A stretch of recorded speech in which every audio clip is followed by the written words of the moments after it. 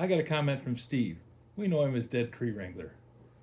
He was talking about the video, The Difference Between Manufacturing and Salvage. He mentioned that he worked at a job until he figured out how to do it before he found the work instructions.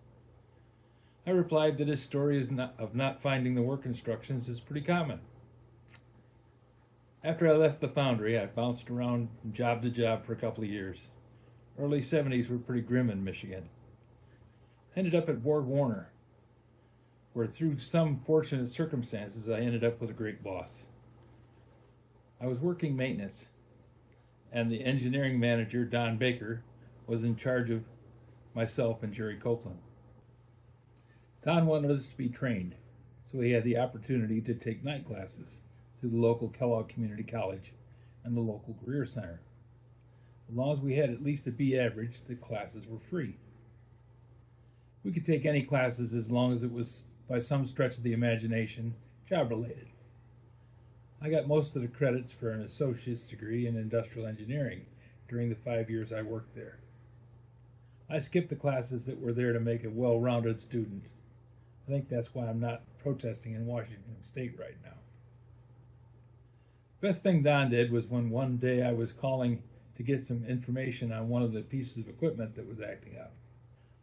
I called the company, and the guy who answered the phone asked what my title was. I told him I was machine repair, is what I did. He said, "Have an engineer call back." I was pretty pissed, and I told Don that they wouldn't talk to me. He said, "Call them back, tell them that you're a process engineer. Everybody's a process engineer." From that moment on, I was an engineer. Looked good on a resume when I later left. That was only because Borg Warner was closing. Other than that, would have taken a big pry bar to get me out of there. UTC needed a maintenance supervisor because theirs quit. My wife was working at the unemployment office and got them to refer me. I got hired. It was interesting. It was an old plant that had a lot of problems, and it was a constant battle to get the thing going. The guys working for me were a good crew. They didn't have a lot of training, so I spent a lot of time going around showing them how to do things and helping them figure out how to make things work. But there was a problem. They got the idea that if there was anything going wrong, they should call me because I knew how to fix things. And I wanted them to know how to fix it on their own, or at least know where to go to find the answer. I got tired of the crew calling me all times of the day and night for silly stuff, so I used my new Commodore computer to write a book detailing all the ways to do the jobs in the shop. I gathered the guys together and told them to check the book before calling. I wanted them to call if they needed me, but I wanted them to have some independence too. Shades of Don Baker's training. I became a manager-level guy by having UTC need someone to take over the engineering. I had more of a degree than anyone else there, so I was it. That pumped me through EPA requirements to take a test for a wastewater treatment Class B. It was needed to meet requirements for the water treatment of the anodizing plant, effluent. More training, a bump in wages, and now I was engineering manager. Work instructions and supervisory training steered me through a lot of interesting situations. Years later, Product Action's business was all managed by work instructions. They had crews go to various companies, mostly automotive, and sort and rework parts either in the customer's shop or in their customer's plant, picking out parts that were out of spec. They provided more training.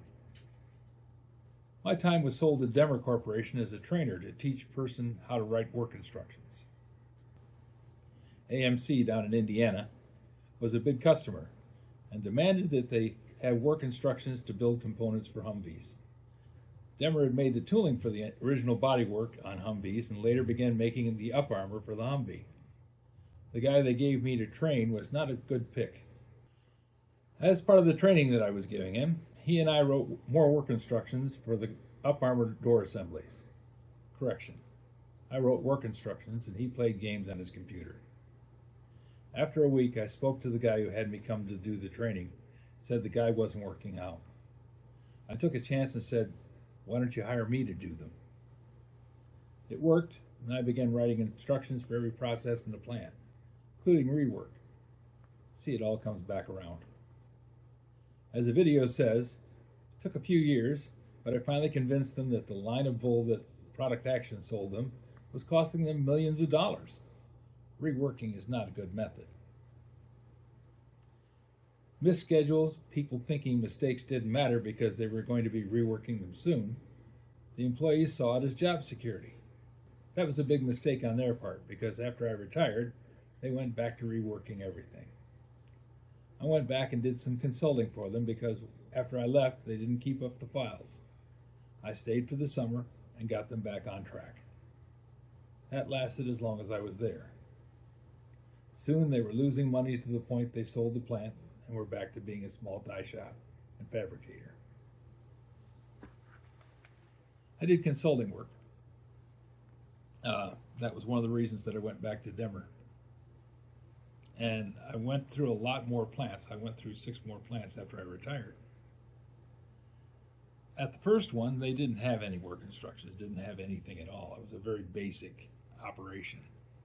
Now, I think they relied on a highly trained crew.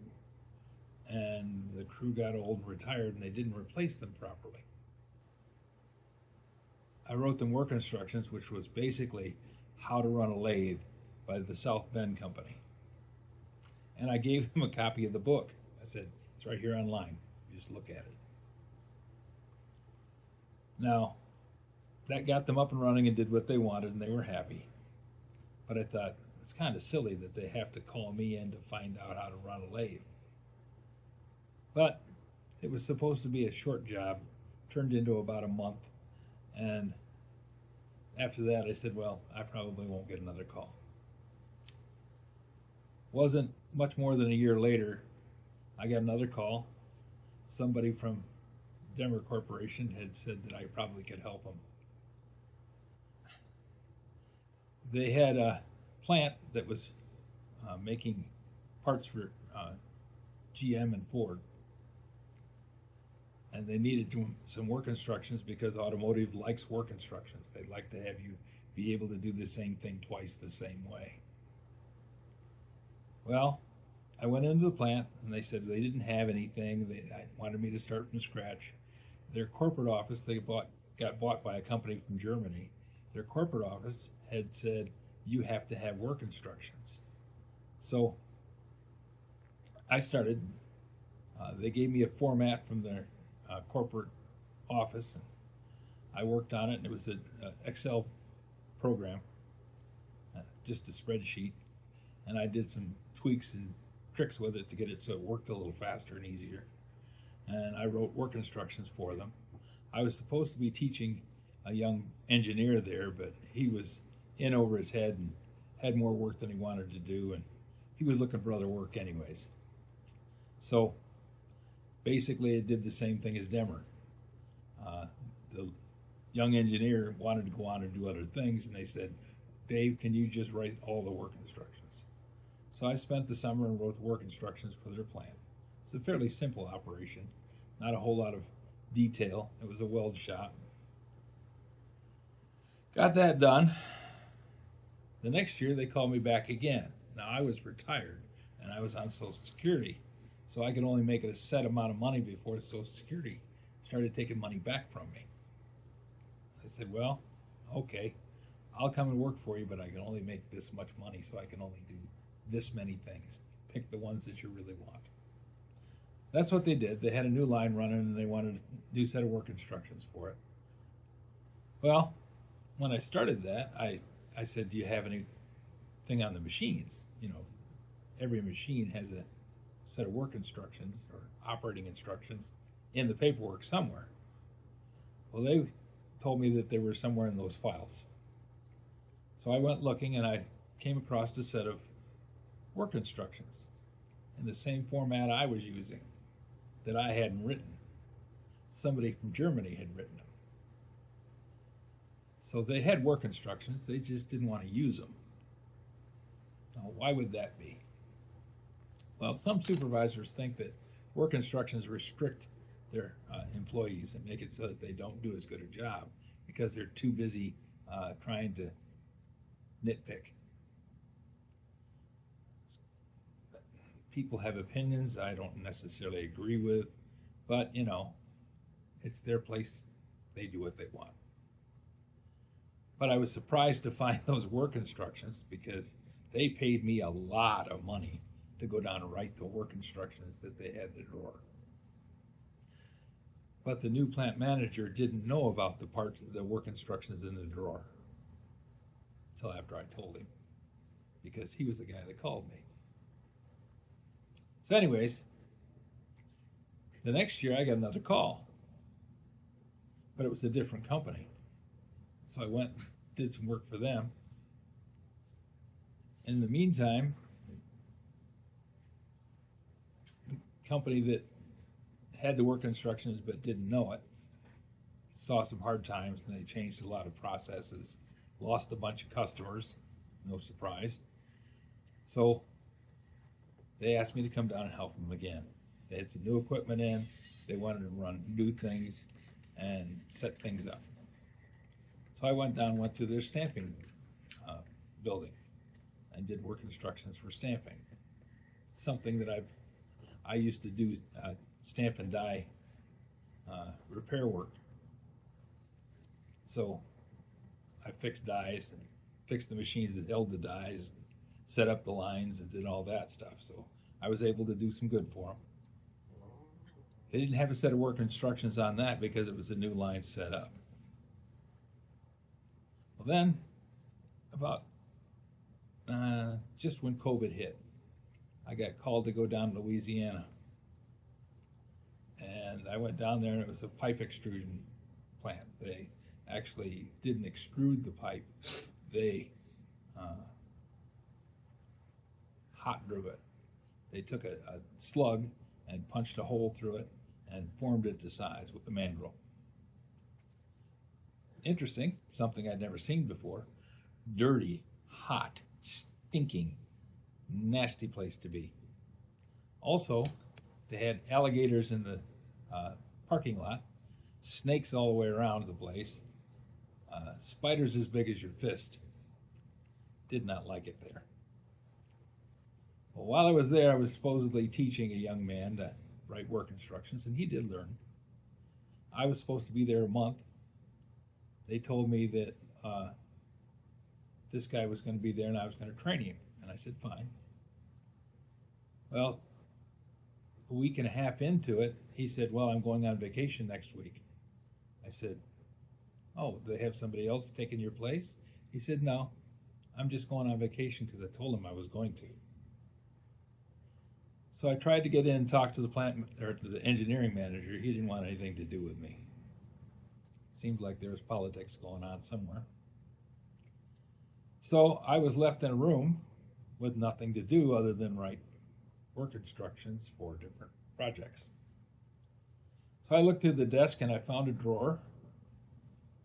Turns out that that was the desk that they gave the last guy who wrote the work instructions. And he had a full set sitting there in the drawer. I gave a message to the plant manager who called me in and said, you've already got the work instructions. I'm wasting my time here. I'm going to go back home. And that's what I did. It's just amazing to me that nobody wants to have a tool that helps people learn how to do a job better, at least more consistently. I've been told that everybody does things a different way, you know, and all ways are good and everything's fine. But if you take an example that I ran into at Borg Warner, we had a press and we made radiators, and the press's job was to punch the holes in the headers. It had all these little tubes that went through the header, and then they were soldered onto the core, and that made the seal for the radiator so it would hold water. Well, when you're running a stamping, every time you run a punch through a piece of metal, in this case it was brass, you bend that metal and you stretch it. So if you start from the right-hand side, by the time you get to the left-hand side, the thing is longer than when it started out. And that's all good if you always start from the right-hand side. But if half this time you start from the right-hand side and the other half you start from the left-hand side, those two headers aren't the same. They're different. This die was set up to run right-handed. And we got an operator in there that didn't know that and was naturally left-handed. So they loaded it in left-handed and ran it backwards. Still worked, but when they went to put the headers on the cores, they wouldn't fit. That's what happens when you don't have work instructions. You're not consistent in the operation. You have to have work instructions and have people understand and agree to do them, because if they just sign a paper saying, yeah, I'll take care of it, and you don't go back and check, they're doing it differently. Everybody does things a little different. Yeah, they're not supposed to, but they do it despite your best efforts, unless you have if you have a plan that you're following. So, yeah, it's not uncommon to find out that the work instructions have been put in a drawer somewhere. Kind of like when you get home from, what's the name of that place that has all the furniture?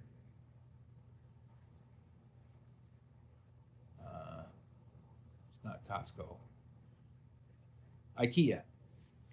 It's like when you get home from IKEA and you're trying to put together that thing out of a box, and you put it together 5 times before you get it to work. Well, if you open up the piece of paper that they give you and say, oh, that's how those screws go in, it's a lot better. So, can I fix anybody else's plant? Probably not. I'm not going to be consulting anymore. I'm not going to go around taking care of those problems. But yeah, when you get a new job, if that's what you're doing, ask them where the work instructions are and look at them. Understand them a little bit. They'll make your life easier. If nothing else, you got somebody else to blame if things go wrong. I did it the way the work instructions told me to. Try that. I hope it works for you. Thanks for watching.